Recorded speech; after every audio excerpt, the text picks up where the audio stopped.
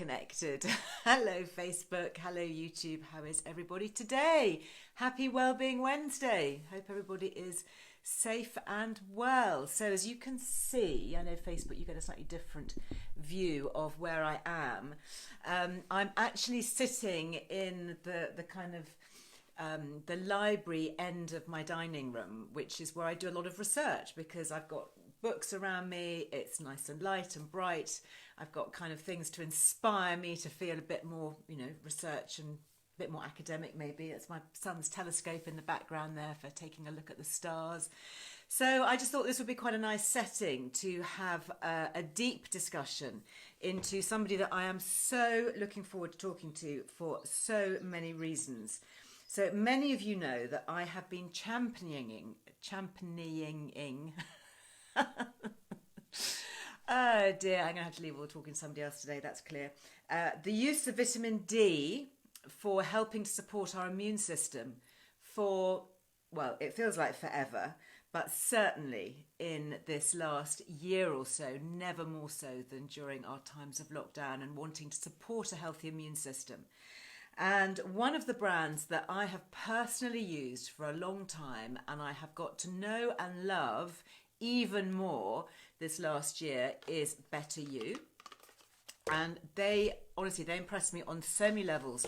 And so I'm really delighted to be sharing the airwaves today with their founder, who is hopefully, I'm sure, going to be the fount of all knowledge when it comes to vitamin D, because there are so many questions that come in all the time about it. And do you know what? Vitamin D and the research and the studies, it's not going away. If anything, it's just going to become even more talked about. You have to listen to my Friday 5. I'm about to record it. I've recorded part of it already with an eminent medic, and I'm going to be recording the rest of it literally right after this, so that can get edited and go out on the airwaves for Friday. It is really fascinating, the studies that are coming out now to show how protective it can be with COVID, how helpful it is for our immune system, how important it is for sleep, for anxiety, for mental health, for all of that. So without further ado, let us see if Andrew Thomas is in the house. Yeah, happy St. Patrick's Day. Happy St. Patrick's Day. Oh, I saw you, Andrew, and then you went again. There we go. Here we are. I think I have to request you. Yeah, happy. I was really trying to find, there's a picture that I had taken years and years ago outside the Guinness factory. And I wanted to, hi there, Andrew. I was just saying happy St. Patrick's Day. Happy St. Patrick's Day to you. Thank you so much for having me on. Oh, it's such a pleasure. I feel I should be wearing green. There are lots of green hearts and green shamrocks on my screen at the moment. Whereabouts are you talking to us from? So I'm at our head office in Barnsley, so Yorkshire. So very nice. Excellent. Well, you're nice and clear, so that's good. Good. I love all this connectivity.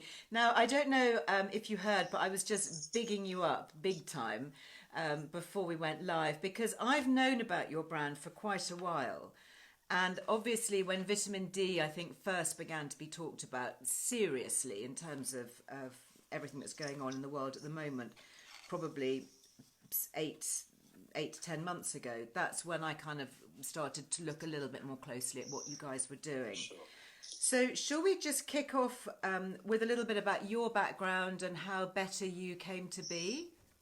Yes, yeah, okay, fantastic. I mean, we've got a little bit of mutual appreciation going on as well, because, I've been following you forever as well, and actually, the value you place on provenance of ingredients has been legendary and certainly underpinned everything we do here at BetterYou. Oh, that's fantastic. So there's an awful lot of similarities here, and I owe you an awful lot. I set up the company about 14 years ago. Again, I'm not a biochemist, but I'm surrounded by some incredibly clever people. But actually, what I am, and it's often the case with entrepreneurs and owner managers, is I'm an asthmatic, and I was actually introduced. I used to have a design and marketing agency, and I was on a shooting session in America, and I was introduced to magnesium, transdermal magnesium apply onto the skin, by a great biochemist called Juan Rosello, who I subsequently spent a lot more time with, and then launched BetterYou on the back of launching the first commercial transdermal magnesium. Since then, I've been asthma free for 11 years now. No way! Your transdermal magnesium is helping your asthma. Absolutely. I mean, I know that the discussion is on vitamin D, but there are certain key nutrients that are underrepresented in modern diets and lifestyle. Vitamin D is fundamental, but magnesium is as well. Vitamin D, magnesium. Really interesting that you say that, because I've been chatting a lot with my lovely community here about magnesium, particularly in relationship to sleep and anxiety. Two things that have been heightened, particularly menopausal women, sleep goes out of the window. At the moment, clearly, anxiety levels are really heightened too. So, magnesium, so many people have said that since they started taking magnesium supplements or having magnesium baths, that everything is better. Sleep is better, anxiety is better. But I hadn't heard that link with asthma. Yeah, so magnesium is, it's the third most abundant mineral in our bodies. Okay, it's just fundamentally important for balancing calcium. Calcium is nature's stiffener, hardener. It strengthens us. Right. But you need magnesium in an equal amount to help you absorb that calcium into the bone. Wow, equal. We have probably about a 1,200 milligram intake of calcium on a daily basis, and probably around about 150 milligrams of magnesium. The imbalance is there and stark and building, and it's not until we probably hit later years do the impact of that imbalance starts to come through, and osteoporosis, osteopenia, osteomalacia are the obvious ones. Magnesium doesn't act alone. Vitamin D is massively important as well. But magnesium is so poorly represented in our diet. Yes. It's great that people are starting to talk about it. But it's on a decline, and it's been on a massive decline for the last 150 years. And is that because it's taken out of the diet by food processing and the deterioration of our soils, with the intensive agriculture? Food processing has a major impact. You take whole grain and you turn it into white flour, you probably lose about 80% of the magnesium. You take molasses, you turn it into white refined sugar, you'll lose about 98% of the magnesium. So it's not, processing absolutely takes nutrients out. Magnesium is one of those ones that drops out dramatically. But it's also in the drugs we take, any steroid. Ironically, steroid inhalers that you use for asthma, actually steroids will actually have an impact on your body's ability to retain magnesium. Birth control pills, there are so many wow, all those young women taking the contraceptive pill are being depleted in their magnesium. Nobody says that. Where does the GP, when they're prescribing these, where is that knowledge to say, yes, sure, I'm going to prescribe you contraception, but by the way, you also need to take this now because you need to look at your magnesium levels. And antacids, so proton pump inhibitors, probably the two largest over-the-counter drugs that we buy these days. They will have a massive impact on our nutrient absorption. Magnesium would be the one that would drop off as quickly. Wow. We're going to have to do a whole other thing. Another day on magnesium, I think. This is fascinating. Now, coming back to vitamin D, what I've learned over the years is how fascinating vitamin D is, because it's really more of a hormone, isn't it, than a vitamin? Yeah, so vitamin D is what we'd call a pro-hormone. So with lots of vitamins and minerals that we need for optimal health, we'll receive those from a healthy diet. Vitamin D is interesting because vitamin D is something we actually manufacture in the body. So historically, the vast majority of the vitamin D that we need for optimal health will actually come from our skin's unprotected exposure to UVB radiation. So it's vitamin D receptors in the fat cells under our skin that will actually convert UVB radiation into cholecalciferol. So the vitamin D receptors in our skin convert UVB from sunlight. Yeah. That's the process. That's right, into cholecalciferol. Cholecalciferol lasts a couple of days. That gets converted into something called 25-hydroxy vitamin D, which is the vitamin D we test. If any of your followers have had a vitamin D test from their GP or through companies like BetterYou, they will be measured. They'll be measuring the 25-hydroxy vitamin D. That's the level in your blood. That lasts for about 4 to 6 weeks, and then it gets converted into the hormone 1-alpha, 25-hydroxy vitamin D, and that's the hormone that has such a prominent impact in our bone health, but also our immune health. It's extraordinary, isn't it? The relationship between vitamin D and our immune system. And also then, and I learnt this from my younger daughter, Brella, in mood and anxiety through its ability to create serotonin and dopamine. Yeah. Can we talk a bit about that? What's the relationship between those neurotransmitters that are helping us to be happy and calm and emotionally lifted and vitamin D? How does it work? So, this may be stepping outside of my. Sorry, it can be really top line because I'm not into serious biochemistry. Trust me. But vitamin D and its impact on our immune system has a direct relationship to how serotonin actually starts in the gut. So you talk about gut feel. I've got a good gut feeling about this. So serotonin is a gut based, and the level of vitamin D that you have actually allows your body to access and develop levels of serotonin. Without vitamin D, you actually start to impair a lot of the nutrient absorption in your gut.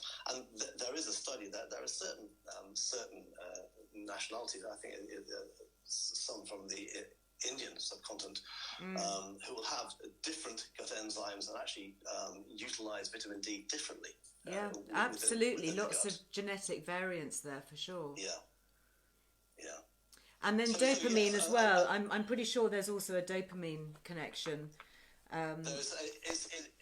It's no coincidence that when we all have a 1 or 2 week holiday and we elevate our levels of vitamin D from our elevated sunshine, we come back and we feel good about ourselves, we feel very, very positive.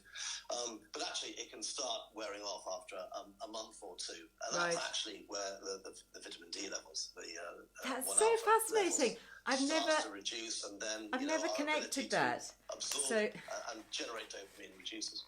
So if we want to give ourselves a bit of a sunshine holiday, especially during the winter, you can use some of this oral spray and actually get that sunny I've been on holiday vibe. I'm going to take some more of this. There's been so many links delicious with linking vitamin D with mental hygiene. And our ability to withstand stress, anxiety, which we've all been under a lot of this last year. Vitamin D levels are directly related to that, and I think the serotonin, the dopamine context is so important. It's so important. Yeah. But as I say, we all feel better. We're a solar-based life form. We all feel better when we're exposed to the sun.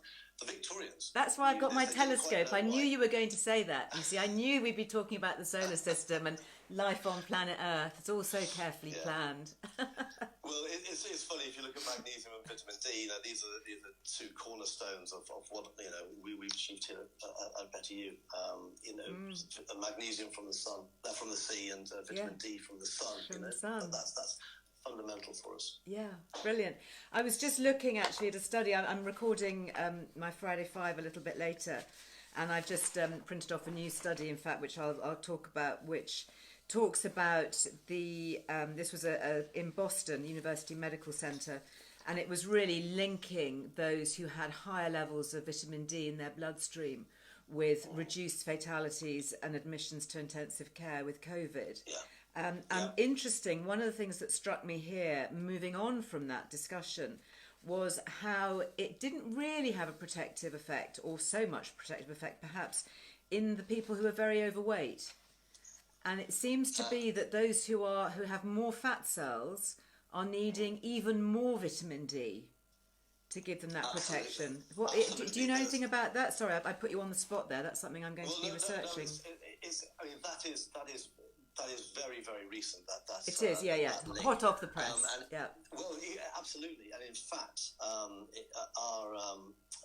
we have a partner in Greece who's worked with the University in Athens, who's looked at obesity and its impact on vitamin D levels. And there is, and whether there is a link with vitamin D levels in the body and the tendency to become obese. Now, there's no causality that's been proven at all.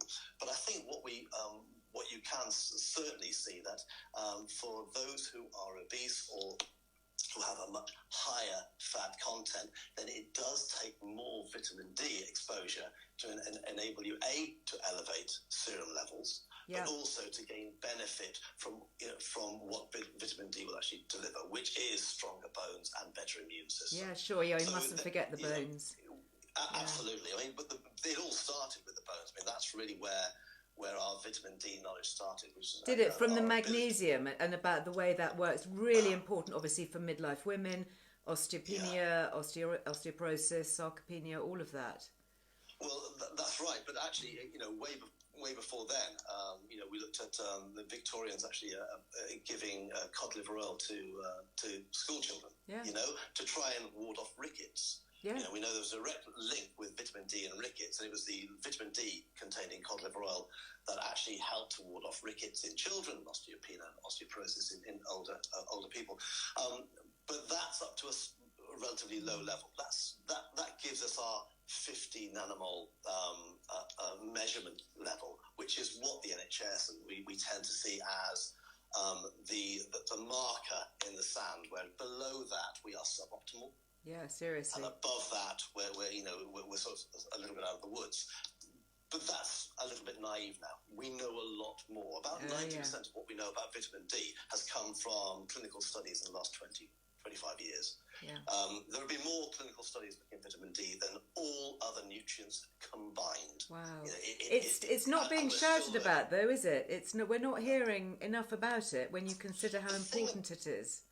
Yeah, you're right. But the thing about this is a lot of these studies tend to be quite small. You look at the drug studies, and you have, AstraZeneca. You have multi-millions of pounds or dollars to go into a study. Because they can make it back. Yeah. Absolutely. But here you're talking about companies like mine working with universities and relatively small cohorts. You're talking about, sort of like 25, 50, 100 people. So in the clinical study community, that's relatively small, but they are meaningful when combined, and with the tens of thousands of studies and clinical studies that have been launched and written and peer-reviewed now, we're getting a very, very clear picture of just how important vitamin D supplementation is. Now, I want to talk a little bit about dosage, because that's a question that always comes up. And just to give my take on it first, to kind of share with you where I am. I have always just taken, basic levels according to the UK government guidance. Don't bother so much in the summer. If I'm out in the sun, I increase it in the winter time. I was taking your basic one, which I think is 1,000 international units, and I now take the 3,000. Then I did a genetic test, the Life Code GX nutrigenomic testing, and I discovered that of the 3 genes responsible for transporting it and utilising it in my body, I was transporting it quite well, but I wasn't really using it very well. So I do have a variant on that gene for me personally. So for me, I now take 6,000 international units. When my daughter Brella, who has spoken quite openly about this recently, when she was tested, because I thought, well, if this is affecting me, I need to get my children tested because they've got my genes. She blocks. She doesn't transport and she doesn't block. She doesn't process very well. She has this block on vitamin D. So she needs to seriously overload in order to be absorbing even small amounts. So she's on about 10 to 15,000 international units a day. And we know that is helping her, because within literally a day, her mood was lifted. She's quite involved in student mental health issues. She's had her own struggles. And, for her, the difference was absolutely complete and immediate in terms of her sleep and her mood, which is why we did quite a bit of research into the dopamine and the serotonin being improved through vitamin D. I've since obviously been really fascinated by this and tried to answer as many questions as I can with my community on, what is the right level. And clearly, what's right for one person may not necessarily be right for the other, because there are these genetic variances that we're finding out about. But in the course of my research, I came across a website which you, I'm sure, will know, called vitamindforall.org, which has over 200 leading academics and professors signed up to it, all of whom are studying vitamin D. And it links, they say what they take. And many of these people, men and women, are taking 10 to 20,000 international units a day. And one of the things that came up on that website was that when the RDAs for vitamin D was established, they got the decimal point in the wrong place. So they're out by a factor of 10. So if the guidelines said take 400 international units daily, what it should be is 4,000. I mean, how do we make sense of all of this, and why are we not being told that we need to take perhaps higher doses? I think that the decimal point, I'm not sure, is right. When our RDAs were created, it was in the late 40s. It was trying to get the nations of the world to an optimal health with limited food resources after the Second World War. So we looked around and said, well, whatever we're getting now is probably going to be about right, so let's try and keep it that way. We clearly didn't know much about vitamin D at the time, so what we were taking at the time for vitamin D was actually in a spoonful of cod liver oil, which contains 200 international units of vitamin D, or 5 micrograms. So that was and has remained the RDA, or the NRV, the nutritional reference value, to this day. The fact is, we are now starting to get recommendations in general from authorities of increased levels. And you're right, it's around about 400 international units. But one size fits all does not equate to vitamin D. You're absolutely right. Now, if you look at how our species started to get optimal health, it's very much about a very small quantity from our diet. We're talking about oily fish predominantly. So unless you're an Eskimo, you're not going to eat your way out of vitamin D deficiency. So it's very much about how much vitamin D you can produce from skin exposure. Yeah. So if we try and take ourselves away from a modern lifestyle into where we were, we're exposing quite a lot of skin.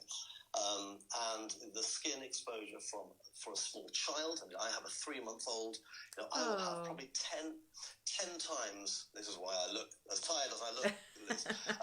I've been there, don't worry. I will have 10 times greater skin, the surface area, than my son. Of course. Okay? Yeah, so 10 times therefore bigger. will generate 10 times greater vitamin D. So I think it's fair to say that we've worked with the NHS distributing their home test kit now for about 6 or 7 years. Before that, I worked with a private company in the States.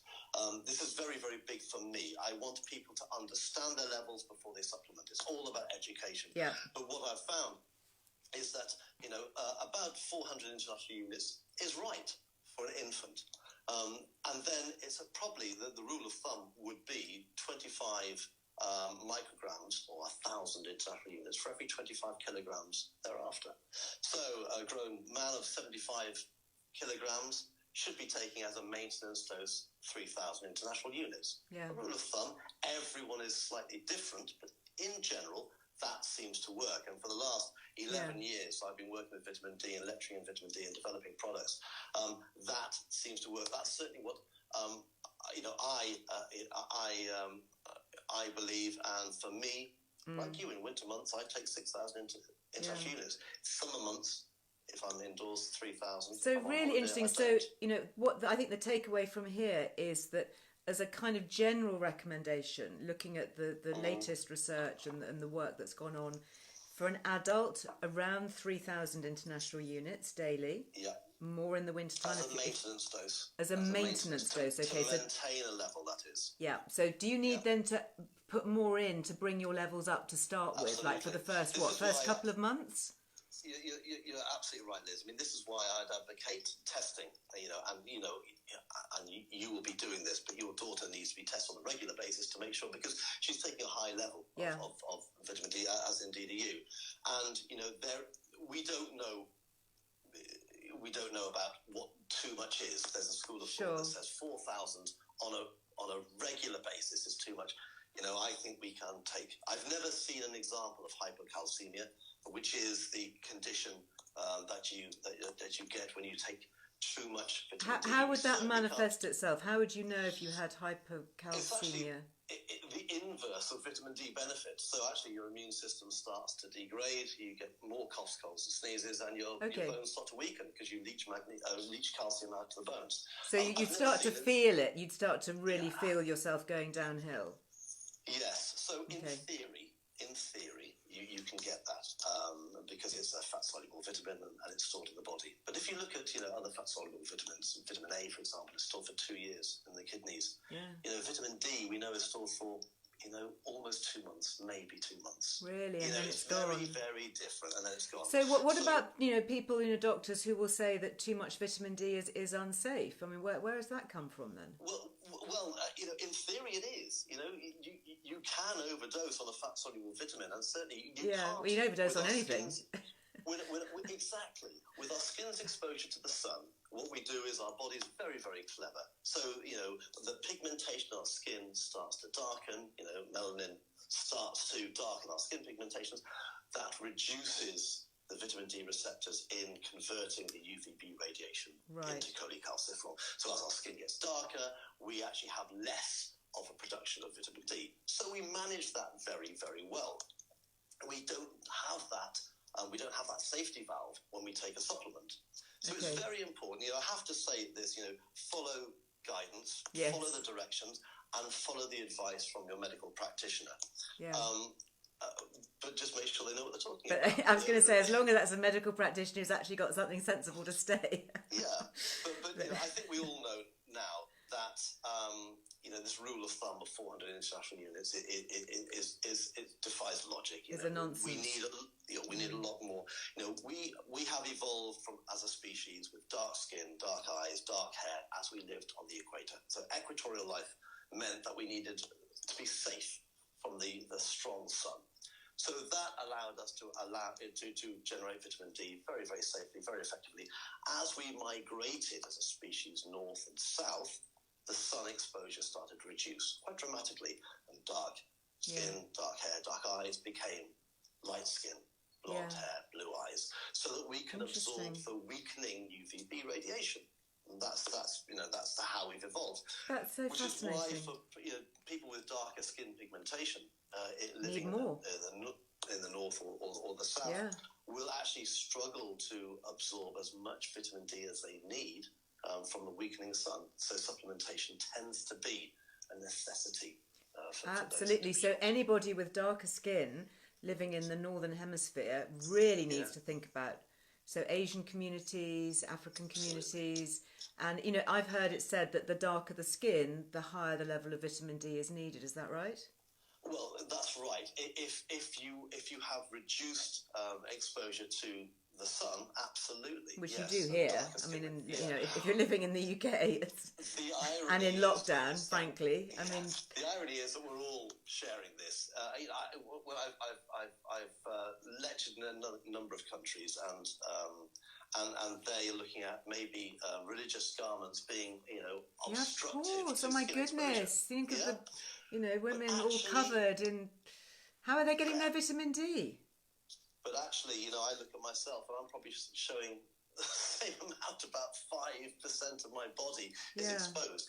And you look at women now, and the makeup will contain a sun factor, probably of 15. Yeah, absolutely. Or plus, and that will effectively block UVB radiation as well. So we're blocking it on every level. And then, of course, if you stop eating animal foods, because you're getting your vitamin D from your egg yolks, as you say, from your oily fish, a little bit, and from milk, dairy. You'll help by topping up, but you're right. You start to restrict certain intakes, and then absolutely, supplementation is here to stay. Yeah, absolutely. It is. We cannot deny it anymore. Supplementation is here to stay. We need it to remain healthy. Yeah. So, Now you've done. I mean, I like your sprays, particularly because I give them to my kids who are not very good at swallowing capsules, and also because they taste nice. But you've done quite a lot of research. Is it Cardiff University? You worked on looking at the better absorption of the dermal layers within the skin, within the mouth. Yeah. Yes, we've actually worked with a number of universities, Sheffield University and the University of Ulster, Athens, and there's two in India, looking at the absorption of oral spray compared to tablets and capsules. And with it was actually Dr. Charles Hurd and his team at Cardiff University whose idea this was. Right. Charles has absorption tested all of our products from day one. We've had a working relationship, a lovely relationship with Charles and his team at Cardiff University. And one day over a coffee, Charles said to me, Andy, what are you going to launch next? And I said, well, looking at the clinical studies being published for vitamin D, it's going to be a vitamin D, and it will be oil-based, so it'll be coconut oil and cholecalciferol in a capsule. And he said, okay, have you ever thought about an oral spray? I said, no, I haven't. He'd actually worked on an oral spray as a preventative for malaria. The vast majority of malarial deaths are from under 5s, and of those, under 1s. So they can't take tablets and capsules. They're probably 50, 60 kilometres away from the nearest doctor. It was a quinine-based spray administered by the mother or father, saved tens, hundreds of thousands. Quinine is an amazing genius ingredient. So I said, so absolutely. I gave him my vitamin D liquid and said, test away, please. So he tested it and found that not only was it exceptionally well absorbed via the mouth, it's actually absorbed in the buccal membrane. So the inner cheek. It's always called sublingual, underlingual tongue, but actually I put it under my tongue. Should I be spraying it into my cheek then? It's much easier than that. It's quite hard under the tongue.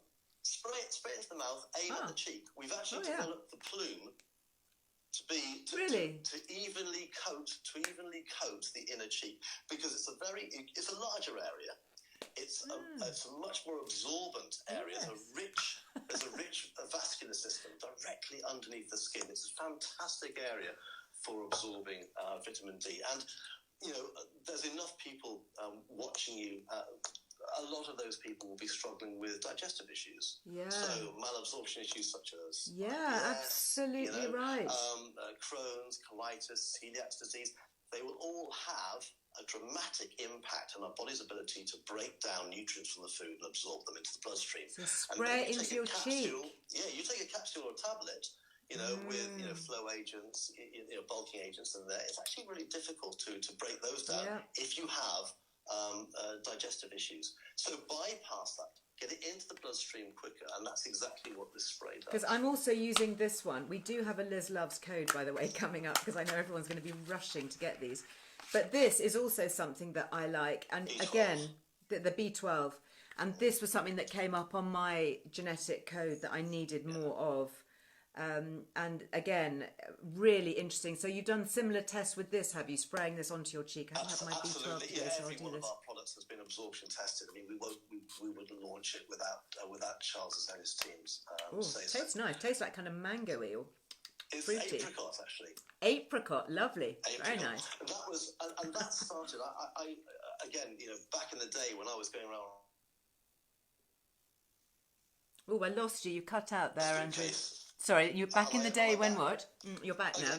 When I was going around with my suitcase, going from store to store, I had a number of people down south who were saying, I'm a vegetarian, I'm a vegan, and I take B12 injections. They're really problematic. I really don't like them. Is there any way you could launch an oral spray? And so I went to Charles and said, let's give this a go. Great. So for those who are concerned about their B12 levels for those reasons.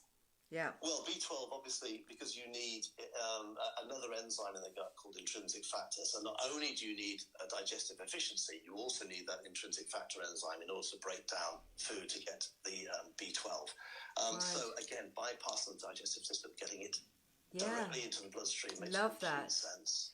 Just so effective. And of course, B12 is something that we need daily, because this is not a fat soluble vitamin, is it? So this is something every day. I mean, again, I squirt my kids with this, and it's just so easy. It's safe. It's very, very easy, very safe, and I mean that actually, and after vitamin D, that's our biggest selling. Yeah, I'm not surprised. And again, in terms of stress, and if I have a glass of wine in the evening, we know that alcohol is depleting some of our B vitamins. So I kind of make myself feel a little bit better by thinking, oh, well, I'll just make up for it by having some of my B vitamins. Yeah. But then I wake up brighter. And energy levels. Yes, you're absolutely right. So energy levels. Yeah. So your ability to resist fatigue is enhanced by elevating B12 levels, but also cognitive function. So your ability to think straight. We all get this fogging moment where we think, don't we? We walk into a room and think, why did I walk in here, or where's my keys? And this can come from reduced B12 levels, but also what we are finding is there's a dramatic impact of low levels of B12 for your nerve endings, and this is irreparable. So low B12 levels will have a demonstrable impact on your nerve endings. You'll get pins and needles, and then you get numbness. That doesn't come back. So, elevating B12 levels is something that's really important, and we never used to test for it. It was always anemia. Oh, it's got to be iron. Yeah. But pernicious anemia is our body's inability to retain or utilise B12. There's a very good charity, isn't there, that is very much focused on B12. I forget the name of it. Pernicious Anemia Society. Is it? Yeah. Martin Hooper, who's the chair. We've worked with Martin for a number of years now. Really, they do fantastic work. I think one of the dangers, we wrote about it actually in Earle Wellbeing probably a year or two ago now. I think there's an article maybe on the website. Martha, honey, you might be able to pop that up for people on Facebook. But I think one of the worrying things there is, particularly if you are a vegan or mostly plant-based eater or vegetarian, and your B12 levels are low, it can take up to 4 years, is that right, for it to become apparent? So yeah, absolutely. Because you do tend to store, you store bits. So, for somebody who's, suddenly goes vegan and feels great, and then 4 years later feels absolutely terrible, won't necessarily link it to their change in diet, because they'll think, oh, I've been eating like this for years, without realising how deficient the diet can be. Well, the thing is, you're absolutely right. There's an insidious nature about nutrients that it doesn't have an immediate cause and effect. These conditions can build over time. So you look at magnesium deficiency or vitamin D deficiency or B12 deficiency. You're absolutely right. You're not going to feel it the next day, but your body will try and compensate until the point when it can compensate no more. And then you've got a symptom. You go to the doctor, and the doctor will try and treat the symptom. And unfortunately, it's not always the case that they will start to look back and see what the cause may be. And more often than not, the cause of a lot of our symptoms are nutritionally based, but it's built up over a long period of time. Honestly, I could talk to you all day. 2 more things I want to cover off before we finish. One is just some questions I'm seeing here on Instagram. How safe is B12? Can you overdose on it? Very, very safe. No, you can't overdose on it. There's been no evidence at all of B12 overdose, which is why you need about 2.5 micrograms, 3 micrograms per day to survive, to keep going. There's 1,200 micrograms in that spray. That spray was designed to help people who had suboptimal levels elevate their levels. Really bring it up. It's not really stored in the body, so you do need it on a regular basis. But it's absolutely safe. Yeah, absolutely safe. And then the last thing that I just want, and this is really more of a point of interest. Obviously, we're hearing a lot about the use of single-use plastics, and that's something that I'm really against. And clearly, plastics have to be used very often in medical situations and for hygiene and all of that. And unfortunately, one of the many downsides of this pandemic and all of that is, all the plastic fibre masks and all the disposables that are now being used. There's this mountain of plastic waste.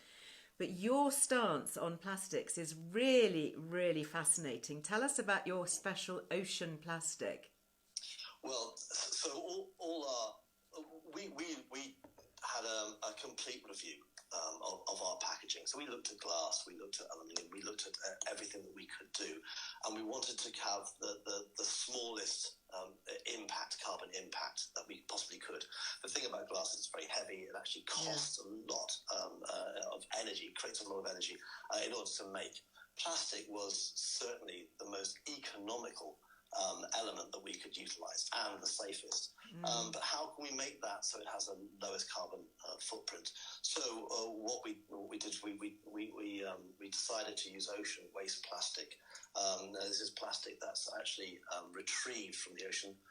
It's actually primarily around the Jakarta Sea, but there are other collection points around now, mainly Asian based. So our ocean waste plastic comes from that area. It's processed, it's refined. A lot of the purely ocean waste plastic is pretty grey in colour. We've managed to work with a fantastic laboratory in Copenhagen to actually get a white plastic. Because how interesting! Matter, it does matter. It does matter because instinctively you just think, oh, it's white, it's pure, it's clean, it's fresh.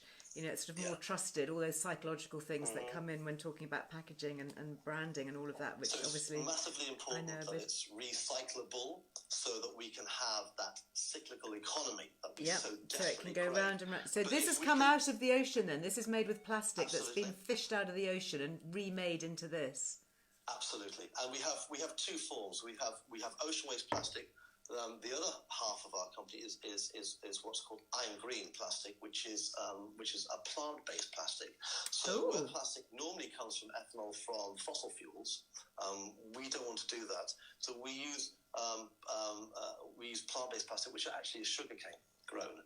So actually this is carbon negative. So we've worked with the Carbon Trust on this one. This is carbon negative. So more carbon is actually absorbed from the atmosphere in the growth of the sugarcane that is actually produced when we produce the plastic, and also when we deliver it to ourselves and when we deliver it out. I love it. So you are capturing the carbon while you're making this plant plastic.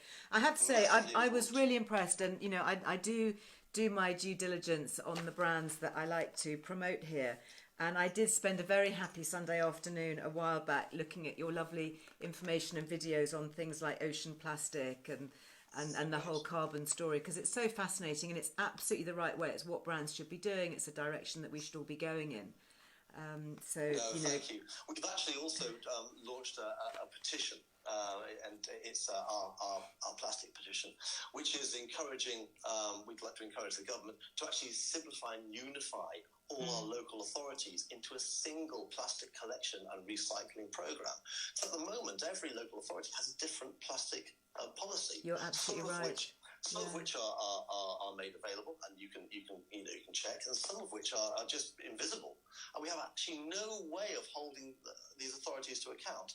So what I can put out and get collected with my local authority may be different 10 miles down the road, which is so silly. Plus, up to 70% of what we do very, very fastidiously clean and put out actually isn't recycled. It's sent to landfill, incinerated, or shipped abroad for a fate unknown, which is wrong. So there is, and if I can get a plug in, if you look under petition parliament.uk, there's a petition number 553651. 553651, and maybe Martha can pop a link up on Facebook, and that's the petition. So that is that a change.org one, or is that on a different platform? No, I think it is. It's the website petition.parliament, the official Parliament government website for petitioning it. Okay, great. Petition.parliament. We'll make sure that we pop a link up. All I want to do is I just want to make the policy visible, so people know what they can put out and actually what we are able to. We won't like the results initially, but you have to start somewhere. It's about time the UK took control of its own plastic waste. I agree with you, absolutely. Andrew, we're going to have to stop it there, but thank you so much. I could talk to you all afternoon. I think it's so fascinating, and I'm sure this is a subject that we'll come back to time and time again. Thank you for sharing an incredibly generous Liz Loves discount. We are massively grateful. We're even more grateful that I know that many of the things are already discounted on your website, And we can still apply our discount on top, so we get Yes. double doings, if you like, which is really kind. Massive heart to you and your team. Bless you. Thank you for all the explanation. There's a lot of chat, and I know that we're going to be continuing the conversation, so thank you for your time today. It's been an absolute pleasure, Elizabeth. Thank you Nice so to much see for having you. me. It's great. Bye now. Bye. Bye-bye. I think Bye. you need to click off, because for some reason I don't think I can click off. Okay. I wonder how I'm probably there. I think hopefully you just... Bye. Oh, wasn't that so fascinating? I'm sorry, Facebook and YouTube, you can't see my guests, but obviously, as always, it's about content and it's about what they actually say. And just to say that the Liz Loves discount, which I had to say, I got my team to double check this morning because I really wanted to be sure, because it is so generous. So it's Liz Loves, all in capitals as always, all one word, for 15% off on BetterYou. Great, thank you very much. But that's on top of the things that they've already discounted. So they've got, for example, they've got, I think they've got a 20% off on one of their vitamin D sprays, and we get our 15% on top of that. So I'm not quite sure how long those double discounts are going to work. Certainly the Liz Loves one is going to be running for a while. But seriously, you know, I really do genuinely rate this. The one that I use, I know there have been some conversations about it. So this is the 3000. So I personally use 2 squirts of this, and I shall now not be squirting it under my tongue as I have been doing, getting it wrong. I should be squirting it into my cheek. I love that. What did he call it? The plume. The plume of the spray is designed to spread across the cheek. Love all that design stuff. So yeah, really interesting about that. And then of course the vitamin D, the B12 spray as well. Absolutely brilliant. And that's the apricot flavoured one. It's really quite delicious. So easy for kids and for the elderly and people who don't like swallowing capsules. And also, wasn't that fascinating that you get more out of it? So rather than having it all filled with fillers and things like that have to break down in the stomach, obviously, as he said, anybody with digestive issues or taking any kind of medication that might interfere with that. Whereas if you put it, you know, into your skin, a bit like rubbing on your old HRT gel or your patch, you know, it goes straight into the skin. So many more health benefits from that. So yeah, really fascinating. Yes, Trish, where were you? Inside cheek. Yeah, so, and lots of chat on, you know, different types of vitamins and different brands. And, you know, I have to say, they're not all created equal. They really aren't. You know, you should not be guided on price. You need to be guided on the research, where it's come from, who's making it, the quality of the ingredients. Like everything in life, it comes down to the quality of the ingredients and the provenance and the way it's put together to make sure you're not just wasting your money. Otherwise, you might be buying something that, you know, is a false economy because it's just not working the way it should. And I would say that if you want more information on the nutrigenomics, that is completely fascinating, because that test, it's an expensive test. It's normally about £400. I think with our discount it comes down to about £330, and we've managed to include a half hour with a practitioner one-to-one to explain the results, because some of them can be a bit nuanced. But that potentially is life-changing. That has really been the saviour for Brella. That showed that she was blocking vitamin D, that she needed these higher levels to help her. And it has been transformational. I mean, I just wish I had done it earlier, you know, when she was in school, rather than wait till she was in university. But if you've got the magazine, if you've got the current issue of Earle Wellbeing, you'll see there's much more about it. I really wanted to give this quite a few pages. And of course, one of the benefits of being the editor-in-chief is that you can decide how many pages the different people get. So, where are we? So we talk about it here. There's actually a piece that I've written. I usually try and write at least 1 or 2 of the kind of meatier features. So yeah, this here, Live Well for Longer, that talks about, you can see it's quite an in-depth article. And this is Emma Bezic, who founded the Life Code GX. And then if you want to have more information about the actual test itself, this is what it shows. And I know that there have been some really interesting... hi, you've just booked your daughter's Life Code GX. Brilliant.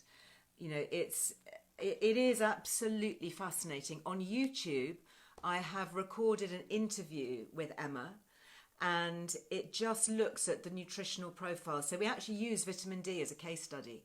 So I shared my results of my report, and then I also had Lily Umbrella, who gave permission for me to share their results looking at vitamin D. So you could see genetically, obviously they have some of my genes because I'm their mother, and they have some from other sides of the family. Interestingly, they have 2 different fathers.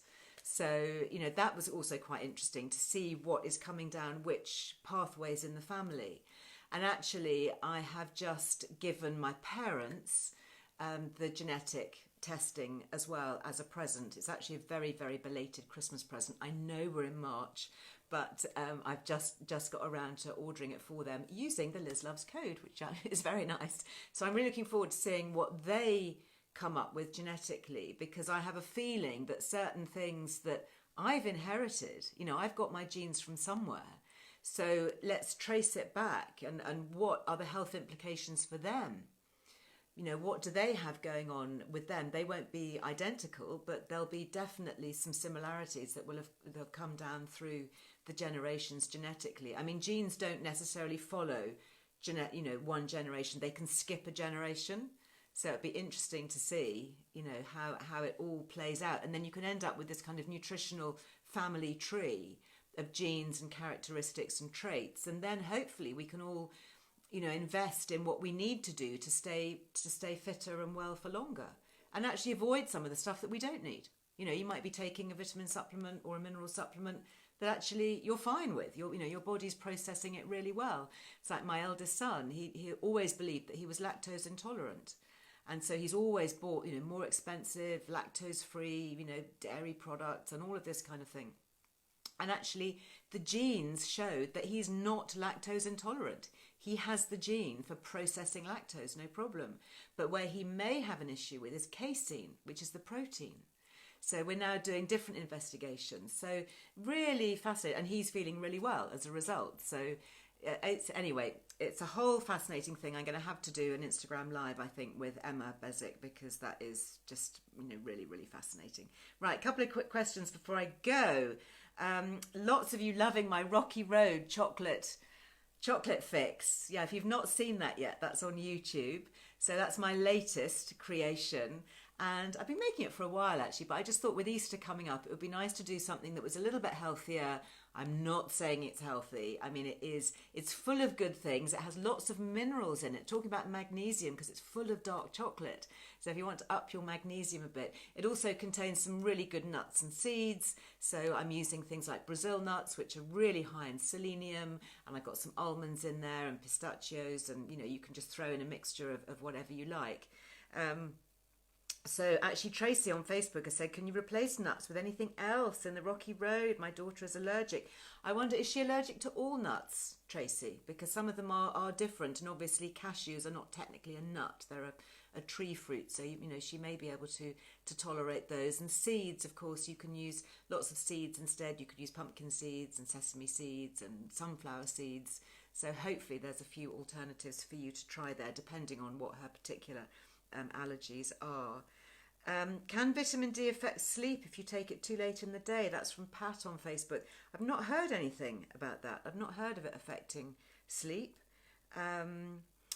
Where can you find the Sonic Cleanser you spoke about? That's Jane on YouTube. Hello everybody on YouTube if you are watching me on catch up there. So the Sonic Cleanser, that was Lily. So my daughter Lily Earle, she has Cell Return UK.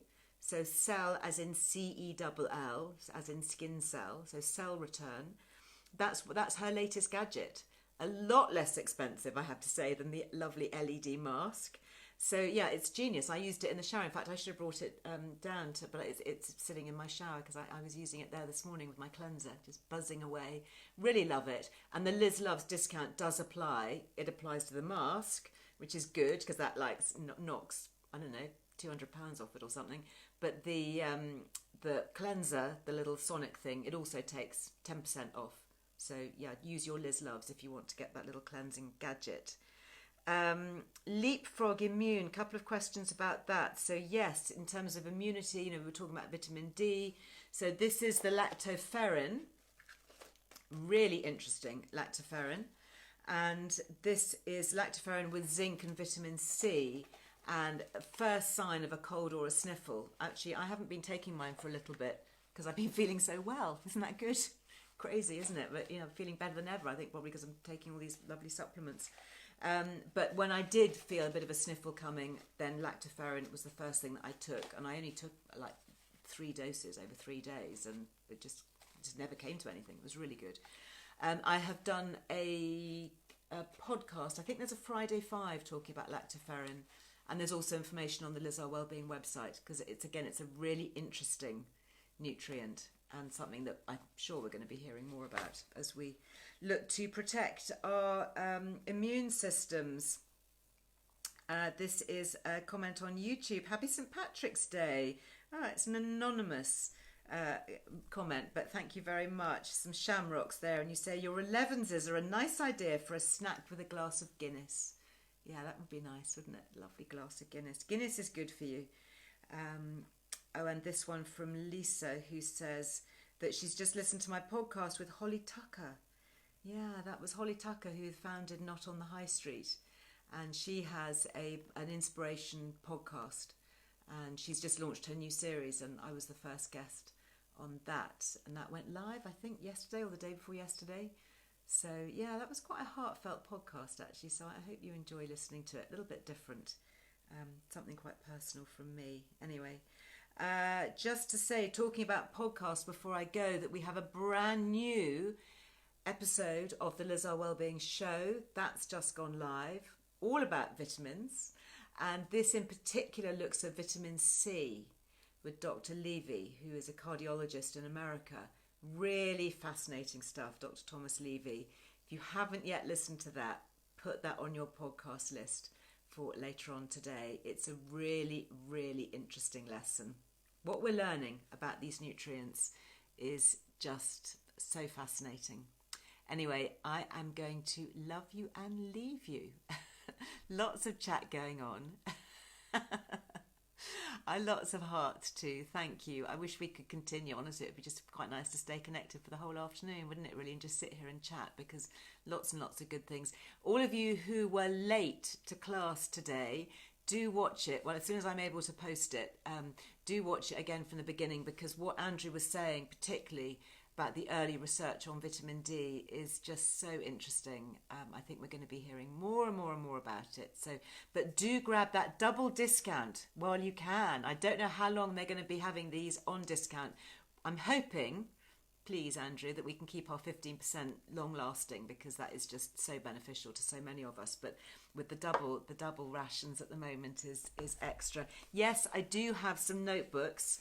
I have my little notebooks here, actually. I had them at my ready, because I was thinking, I got so engrossed with what Andrew was saying about jotting down all the different mils and international units and micrograms and all of that of vitamin D. But yes, we do now have these available separately. If you want to get any of my signed books, so that's the Yearbook 2, Good Menopause Guide, all of that, then you get a set of these free at the moment. If you just want to buy the notebooks on their own, and they are exclusive to us, obviously they're Earle Wellbeing ones, then I've signed them as well on the back, then you just pay £7.50, including UK postage, if you want those separately. Anyway, I'm going to stop now, because I've got to go and record my Friday 5. It's a really busy day always on a Wednesday, Wellbeing Wednesday. Lots of hearts. Let me know how you get on with everything. Leave me comments. I'd really love to hear, but have a really great rest of the day. Bye.